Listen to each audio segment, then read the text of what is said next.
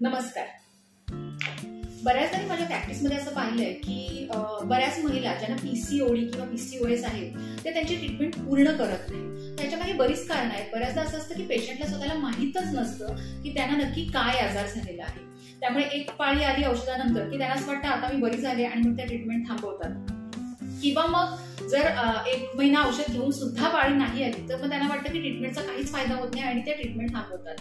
तर बऱ्याचदा त्यांना त्यांच्या आजाराविषयीच माहिती नसते किंवा असं असतं की या आजाराचे जर तुम्ही औषधं नाही घेतली तर काय कॉम्प्लिकेशन्स पुढे येऊ शकतात याची त्यांना कल्पना नसते. त्यामुळे आजचा व्हिडिओ खास पीसीओएस जर तुम्ही ट्रीट नाही केलात तर त्याचे काय कॉम्प्लिकेशन्स होऊ शकतात याच्यासाठी. तर पहिली गोष्ट म्हणजे पुढे जाऊन तुम्हाला प्रेग्नन्सी राहण्यामध्ये अडचणी येऊ शकतात. त्याचबरोबर ड्युरिंग आणि जर दिवस राहिलेच तर मग मिसकॅरेज होण्याचं प्रमाण याच्यामध्ये वाढतं किंवा मग लवकर डिलिव्हरी होण्याचे चान्सेस पण याच्यामध्ये वाढतात किंवा मग तुम्हाला प्रेग्नन्सीच्या मध्ये ब्लड प्रेशर हाय होण्याचे चान्सेस वाढतात किंवा मग डायबिटीज होण्याचे चान्सेस सुद्धा वाढतात.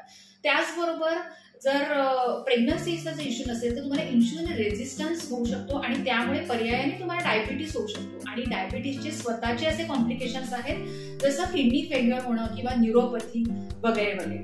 त्याचबरोबर तुम्हाला जर पीसीओएसची तुम्ही योग्य ट्रीटमेंट नाही घेतली आणि पीसीओएस जर तुमचा वाढत गेला तर तुम्हाला ब्लड प्रेशरचा त्रास सुरू होऊ शकतो, हार्ट डिसीजेस होऊ शकतात, त्याच्यानंतर एंडोमेट्रियल कॅन्सर होऊ शकतो, स्लीप ॲपनिया होऊ शकतो, त्याचबरोबर डिप्रेशन, अँझायटी अशासारखे मानसिक आजार सुद्धा होऊ शकतात. त्याच्यामुळे त्याचबरोबर इटिंग डिसऑर्डर म्हणजे प्रमाणापेक्षा जास्त खाणं किंवा मग म्हणजे टेन्शन आलं की खूप जास्त खावंसं वाटतं, पर्टिक्युलरली काही गोष्टींचं क्रेव्हिंग येतं, अशा प्रकारचे आजार सुद्धा होऊ शकतात.